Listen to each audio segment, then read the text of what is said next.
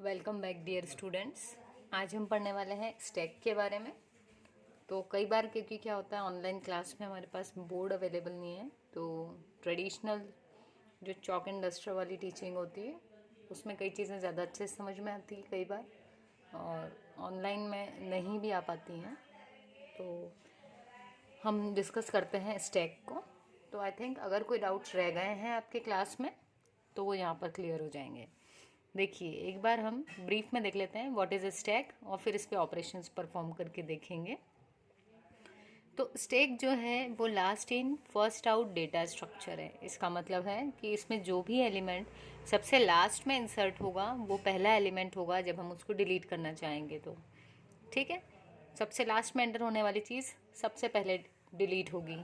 ठीक है, और जो सबसे पहले इंसर्ट हुई थी वो सबसे लास्ट में पॉप आउट होगी। ठीक, तो insertion and deletion single and से परफॉर्म होंगे और उस एंड को बोलेंगे हम टॉप ऑफ द स्टैक। ठीक है, insertion and deletion from single and, एक ही एंड से वैल्यू इंसर्ट होगी और उसी एंड से वैल्यू डिलीट होगी, और उस एंड को बोलेंगे हम टॉप। क्लियर। अब इनिशियली यदि हम बात करें तो हम टॉप की वैल्यू को -1 पे सेट करके रखते हैं, जो इंडिकेट करता है कि हमारा स्टैक क्या है, एम्प्टी है। क्लियर। अब जब हम ऑपरेशंस की बात करेंगे तो हमारा जो एक स्टैक है उस पर बेसिकली 2 ऑपरेशंस परफॉर्म होते हैं। पहला है पुश ऑपरेशन, जिसका मतलब होता है इंसर्शन। जब हम एलिमेंट्स को इंसर्ट कर रहे होते हैं स्टैक में, उसको बोलते हैं एलिमेंट्स पुश करना। ठीक, और दूसरा होता है पॉप ऑपरेशन। इस ऑपरेशन में हम एलिमेंट्स को डिलीट करते हैं। तो अब हम देखते हैं कि एक स्टैक में जब वैल्यूज़ इंसर्ट कर रहे हैं तो हमारे टॉप की वैल्यू कैसे कैसे चेंज हो रही है। ठीक, तो यदि हम सबसे पहले देखें,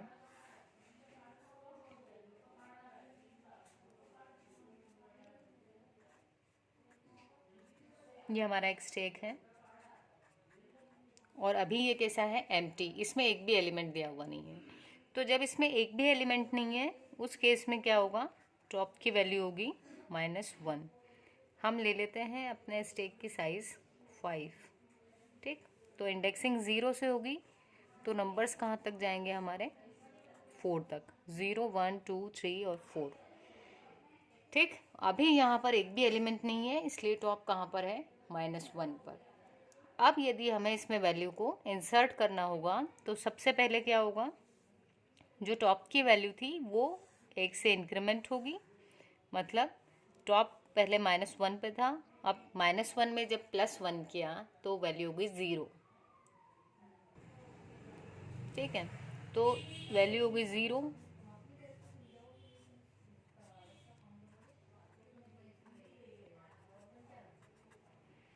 तो जब हमको एलिमेंट इंसर्ट करना है तो सबसे पहली कंडीशन रहेगी टॉप को इंक्रीमेंट करना। तो टॉप क्या होगा, 0 वाली लोकेशन को पॉइंट करने लगेगा, और फिर उस लोकेशन पे वैल्यू इंसर्ट करवाना जिसको टॉप पॉइंट कर रहा है।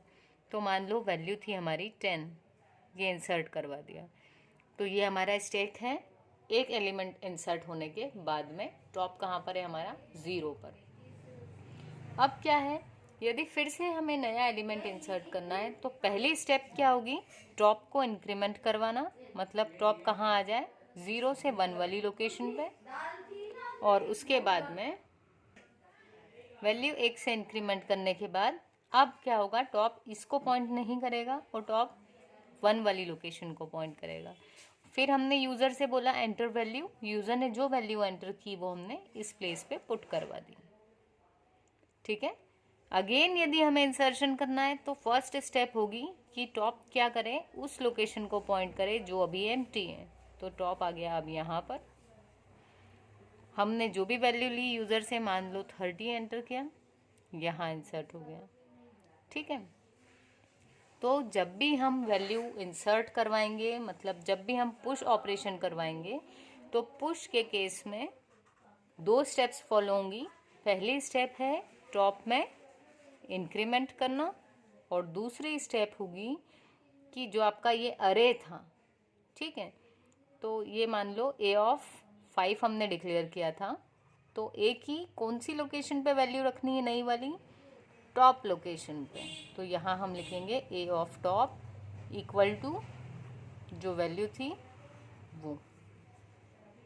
ठीक है, तो जब पुश करना है तो सबसे पहले टॉप को इंक्रीमेंट किया और वैल्यू पुट करी। कौन सी लोकेशन पे? टॉप मोस्ट लोकेशन पे। अगेन हम एक बार देख लेते हैं, नई वैल्यू इंसर्ट करना है। टॉप अभी है 2 पर, मुझे नया एलिमेंट इंसर्ट करना है, तो उस केस में क्या होगा? फर्स्ट कंडीशन टॉप को इंक्रीमेंट करना, तो टॉप क्या होगा? यहाँ पॉइंट करने लगेगा। अब जब टॉप इसको पॉइंट करने लगा थर्ड पोजीशन को, तो अब क्या करना है? ए ऑफ टॉप का मतलब यहाँ पर क्या हो गया? ए ऑफ 3। ठीक है, तो ए ऑफ 3 पे जो आप वैल्यू यूजर से लोगे वो पुट करवा दो। तो ए ऑफ 3 यानी इस पोजीशन पे जो अभी खाली थी, इस पोजीशन पे हमने क्या किया? वैल्यू पुट करवा दी। फिर से यदि हमें इंसर्शन करना है तो अगेन क्या होगा? टॉप की वैल्यू पहले 3 थी, पहले टॉप इंक्रीमेंट होके कहाँ आ जाएगा? 4 के पास।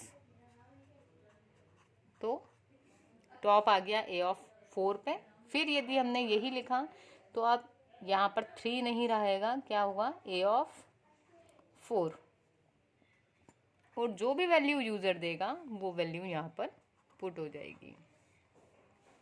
तो इस तरीके से होगा हमारे सारे पुश ऑपरेशंस। अगेन यदि हमने इंसर्ट करने की कोशिश की तो क्या होगा?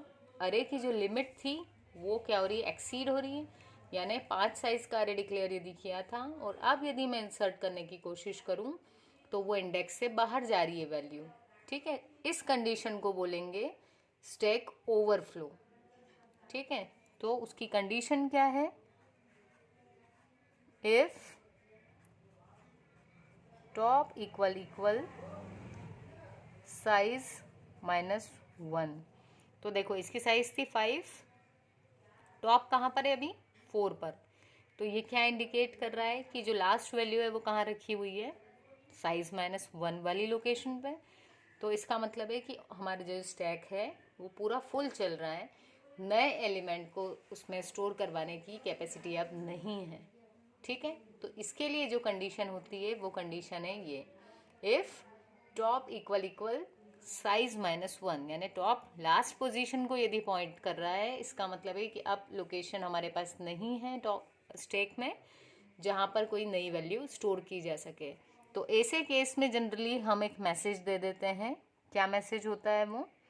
सी आउट करवा देते हैं हम स्टैक ओवरफ्लो।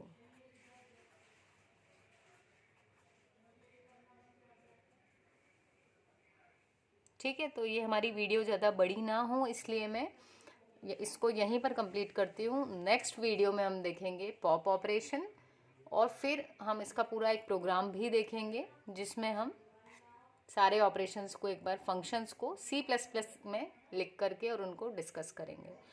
तो अगर इसमें आपको कोई डाउट रहा हो तो आप कमेंट बॉक्स में अपने डाउट्स के लिए क्वेरी कर सकते हैं। एंड यदि वीडियो समझ में आई हो तो इसको लाइक ज़रूर करें, शेयर करें और सब्सक्राइब करें चैनल। Thank you.